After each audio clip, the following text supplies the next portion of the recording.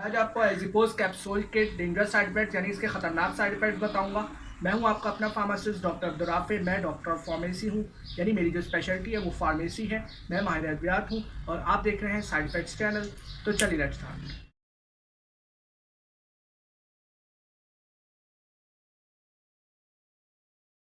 इसका जो brand name है वो एजिपोज है और जो इसके जेनेरिक एक्टिव फार्मास्यूटिकल इंग्रेडिएंट है वो एजिथ्रोमाइसिन है। ये 250 mg की कैप्सूल है और जो इसके मैन्युफैक्चरर है वो हाईनून लेबॉर्ट्रीज हैं। एजिपोज एजिथ्रोमाइसिन जो है यहाँ पे ये एक एंटीबायोटिक है, यानी कि बैक्टीरियल इन्फेक्शन को ट्रीट करती है, बैक्टीरिया को किल करती है। जो बैक्टीरिया एक जरासीम होता है उसको ये किल करता है।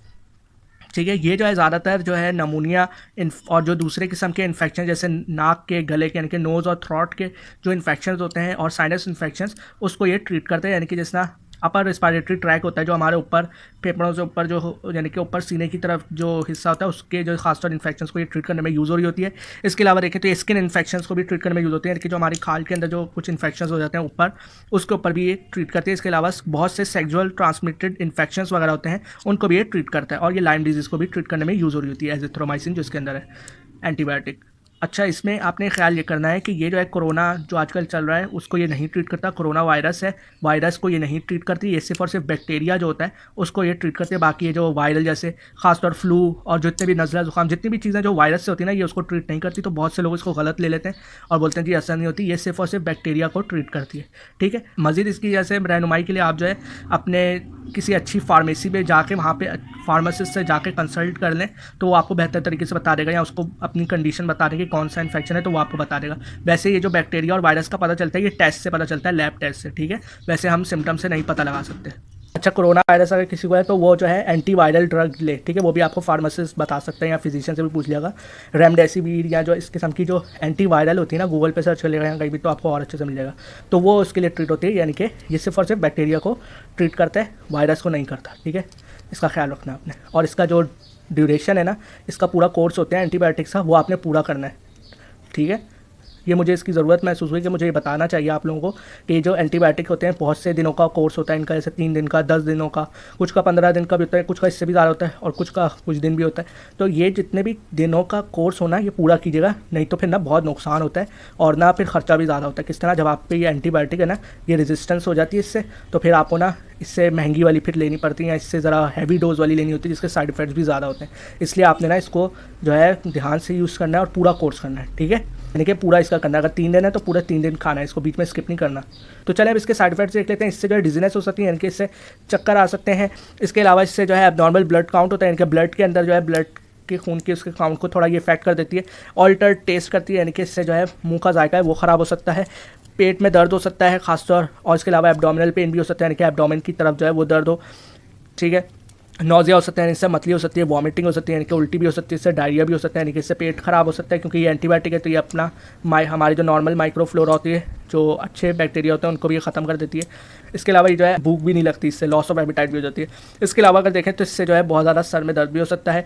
इसके अलावा इससे जो है चक्कर आ सकते हैं और थकावट हो सकती है। इसके अलावा इससे जो है स्टमक भी अपसेट हो सकता है। इससे जो है अगर बहुत ज़्यादा हम इसको हाई डोजेज़ में यूज़ कर लें या बहुत काफ़ी अर्से तक इसको मुस्तकिल यूज़ करें इसके और ख़ुद ही सेल्फ मेडिकेशन कर रहे हैं तो उससे जो है फिर लॉस ऑफ हियरिंग हो सकती है, यानी कि इससे जो है आवाज़ नहीं आती सही। ब्लर विजन होता है, यानी कि धुंधला दिखता है। इसके अलावा बोलने में भी मुश्किल होती है, यानी कि डिफ़िकल्टी इन स्पीकिंग। ठीक है, और मसल वीकनेस भी हो सकती है, यानी कि पट्टों के अंदर कमज़ोरी भी हो सकती है।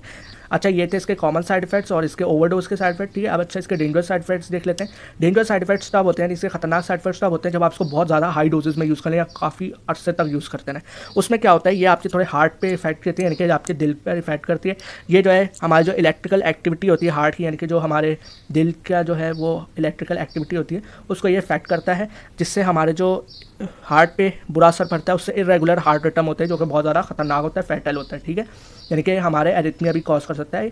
PQRST वेव्स होती हैं हमारे हार्ट की, उसके अंदर ये जो है QT वेव्स को जो है ना ये ना इफेक्ट करता है। इन शॉर्ट यानी कि ये हमारे जो है हार्ट पे भी इफेक्ट देती है। तो इसलिए आपको इसको बहुत ध्यान से यूज़ करना है और ख़ुद से तो बिल्कुल भी नहीं यूज़ करना अनलेस आपको फिजिशियन ने प्रिस्क्राइब किया कि आप ये यूज़ करें। ठीक है। ठीक है। और इसका एक और खतरनाक साइड इफेक्ट वही है कि भाई ये एंटीबायोटिक रेजिस्टेंस का हो सकता है, जिसका मैंने आपको पहले बताया कि एंटीबायोटिक रेजिस्टेंस हो जाए तो बहुत ज़्यादा खतरनाक होता है। उसमें ये होता है कि बैक्टीरिया ताकतवर होते हैं और फिर उन पर ये मेडिसिन असर नहीं होती, वो उससे जो है वो अपने अंदर बचाव की ताकत पैदा कर लेते हैं और वो फिर आप ये जितने खा लो उस पर असर नहीं होता। फिर इसलिए हम बोलते हैं कि एंटीबायोटिक को ध्यान से यूज़ करें।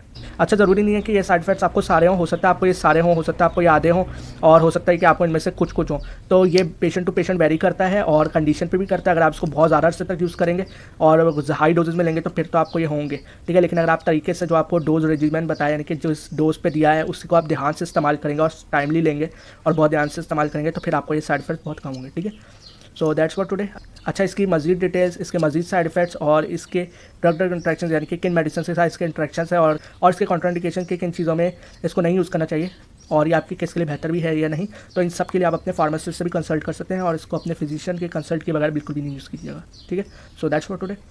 अपना बहुत बहुत ख्याल रखिएगा और अल्लाह करे आपको जो भी बीमारी है आपके किसी घर वाले को है तो जल्दी से सेहत याब हो, ठीक है। अपने फिजिशियन और फार्मासिस्ट से कंसल्ट करते रहें। Thank you. तो मैं उम्मीद करता हूँ कि आपको इस वीडियो से फायदा हुआ होगा। मेरे चैनल को लाजमन सब्सक्राइब कर लीजिएगा और अगर आपको वीडियो अच्छी लगे तो इसको लाइक और शेयर करना मत भूलिएगा। और अगर आपको ये मेडिसिन से रिलेटेड कोई सवाल पूछना हो तो उसके लिए कमेंट सेक्शन में लिख दीजिएगा, मैं आपको रिप्लाई भी कर दूंगा। और अगर आपको ये मेडिसिन चाहिए हो तो वो मैं आपको सप्लाई भी कर दूंगा, कमेंट सेक्शन में लिख दीजिएगा।